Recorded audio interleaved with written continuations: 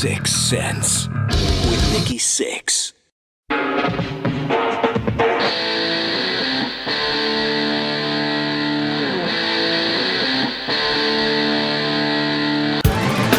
You've worked with amazing people. Who stands out to you the most? Well, Vangelis was a great musical brother for me. Vangelis Papathanasso, who every 4 years is the happiest man on the planet because they play the hell out of Chariots of Fire song. He gets a fortune every time the Olympic Games comes. Right.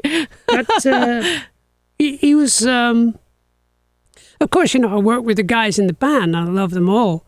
And there's a certain way of working with them, which was a lot to do with musical structure, the designing of a song coming out of a very simple idea that I'd write with Steve or by myself or with Chris.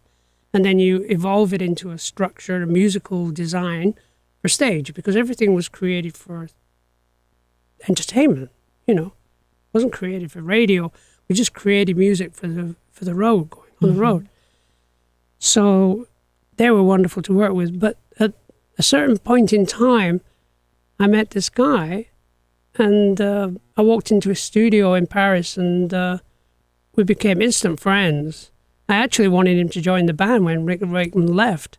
So he came to London with all his gear and his Daimler, his white Daimler, big car, and all his equipment, and he set up. And for 2 weeks, he tried to perform with the band, yes, but he was a free form. He was a free soul, musically. Right. So he set up a studio in London, and I went round to see how he's doing and everything, and I wrote 2 songs with him, right, just like that. It was like spontaneous music, and I'd never done that before. What a feeling. Yeah, because he whatever we did was the first take. And we just do it, and that was it. And then I'd learn what I was trying to sing, and he would develop the production, because it was all based on loops, keyboard loops, keyboard Juno piano, like a arpeggiation. Yes. Kind of thing. And I started singing, and we'd look at each other, and I'd say, change key. And he'd change key. But I didn't have to say it, because I'd look at it, and he'd just change key, and then modulate, and quiet. It was done without actually speaking. You guys were kind of one. It was like almost. jazz, chance. Yeah. Called it chance music, And that was a real wonderful breakthrough for me, because I was very, very invested in working, and making it work. Right. And studying. The idea, we'd start off on an idea, because I'd hear Chris playing a bass line on something, and I'd say, can you do that again, Chris? Well, that way, whatever. Yeah, it's cool. Steve, could you play it with him? Okay, guys, everybody play that. And after about 8 bars, change key, And we called it Heart of the Sunrise, okay? And I said, Rick, you're going to come up a deep keyboards, and they're going to climb through all this music, sort of. So they'd be working on that, and I'd start thinking about the next part. You're describing a painting to me right now. Yeah. It's a beautiful thing to see. So that was it, So by the time they knew what they were going to do, they really meticulously learned it, with Bill on drums, And I said, okay. Can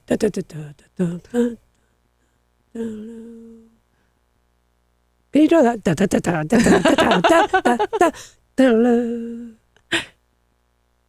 Guitar. Love comes to you. Follow. There's songs there. Yeah. So they did this. This is the way we worked. Yeah. So with Vangelis, it was this. Well, let's go and have lunch. Let's go and have dinner. It's time. We're all done. Yeah. Thank you very much. We've just done an album in 3 days. What? Wow. Not possible. But we did. What a beautiful creative process. Yeah. It took a little time for production. It probably took us 2 weeks to finish the first album. But I just knew there was something very special working with him. Brilliant guy. And then he went on and did Blade Runner, which is like, oh, come on, Unbelievable. You claim to have unfinished paintings, just laying around. What about lyrics? Do you have some unfinished lyrics? I've got a box. Do you? Big box. How big? Oh my gosh. It's just full of stories, lyrics, and I'll look at them every now and again and say, well, another time. What about a book? Yeah, I'm halfway through a book. In fact, I did an album a few years ago called Survival and Other Stories.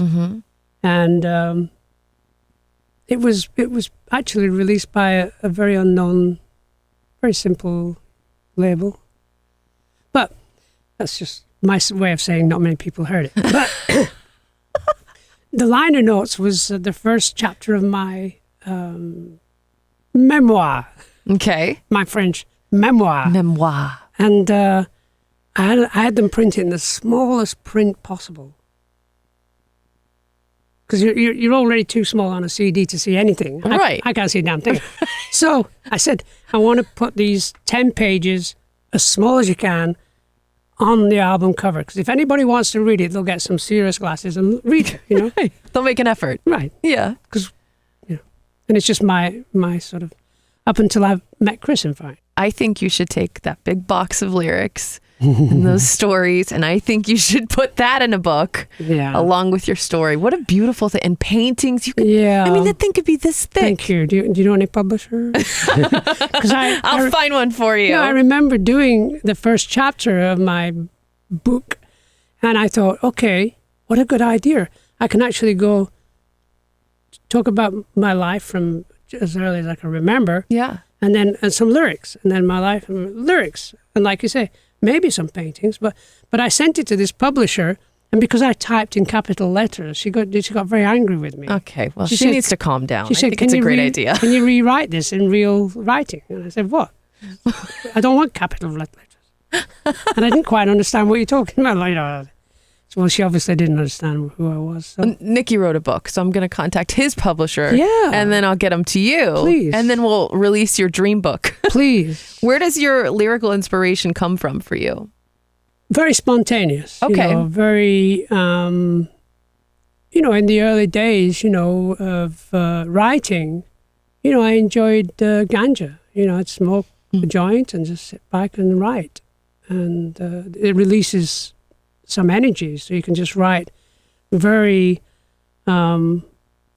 interesting, interesting words. You're writing stuff, and you sort of look back and say, "What a nice rhythm to the words." I like where I was. Yeah, So I was spaced out and things like that, and a lot of writers drink. I don't drink like that, but I'd enjoy a smoke of weed. Marijuana, which now is legal Yay! all over the world because it is very good for you in small doses, like anything. That's you true. drink too much water; it's too much. Right. You'll drown. But the concept was that I would just write, and at times I'd just try to hear what I was trying to sing. And, I'd be sort of singing with the band, and then somehow I sang Siberian Quatre for some reason. What the hell's that? Even Siberia goes through the motions. Look, hold out and hold on. As though, of course, people in Siberia go exactly the same way as you do in Manchester or San Diego. Yeah. They live. And they go through some similar state of mind, shall we call it. And Quatre, which I figured out was Quatre, I actually said, I'm just going to sing it. I don't know what it is. And then I found out it's Yemen for As You Wish. Perfect. So I thought that's kind of cool. So that's a very quirky part of writing lyrics. But generally, I will sing with a sensibility in my head about what I want to sing about, like child labor, child slavery. There's an album track that I did with Yes. I think it's called That Is. And it's all about a drive-by shooting that I read about in East LA. And the idea that a kid was walking to school and got smashed into pieces with a bullet. The consciousness of the wildness of and the madness of that kind of energy that's going on around that would take away a young life like that, Right. So I had to write it into a song, into a song without really thinking. I can't think about it. I just wrote it. It just comes out. And I just did it, because it was there. I'd seen it on, when you hear about crazy things that are happening around the world, and you want to say something, and then I'll be doing it. Somebody through the internet will send me a track. I have about couple of dozen people who now and again send me music from around the world. Wow. And sometimes it's a great day when that happens because I can just sing. And then if I've got something on my mind, I'll just sing it and it'll come through. And then I'll listen to what I was singing. I'll say, of course, that's what I was trying to say in my mind, mind's eye. Back in my mind, there it is. And I'll write it down. And there's a song on the new album, because it was all of them, really. There's a couple of moments where I'm singing to Jean-Luc's music, and I'm singing about, how to say it, time heals real life, and the scars that descend upon you, and how we truly look forever for a perfect life. That is, it's we're always looking for the perfect life or the mystical life. Yeah.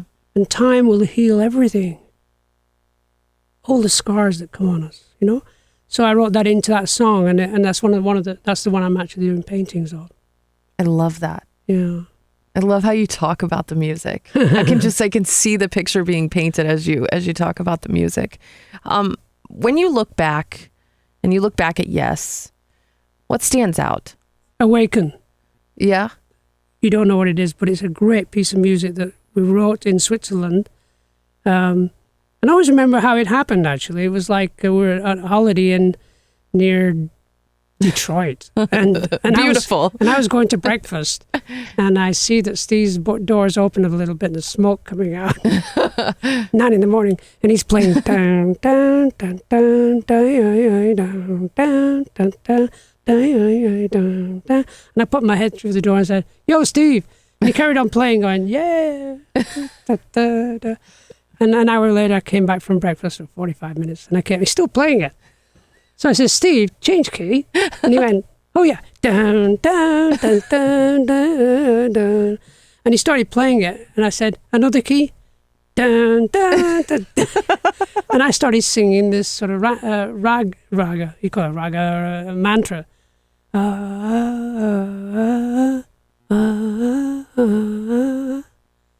And we got through it, and I said, "This is really great. Can you record this?" Yeah, and he put his recorder on.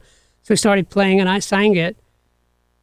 And then I said to him, "Okay, how many chords can you play without repeating yourself?"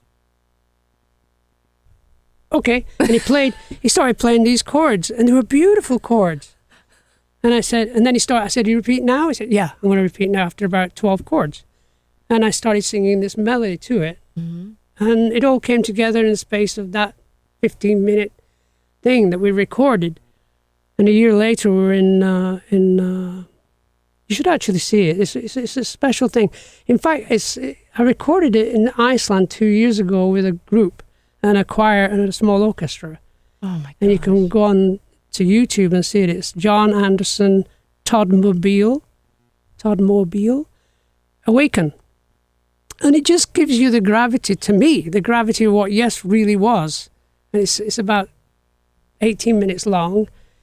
It takes, like anything, some music takes time to listen to. It's like going on a journey, mm-hmm.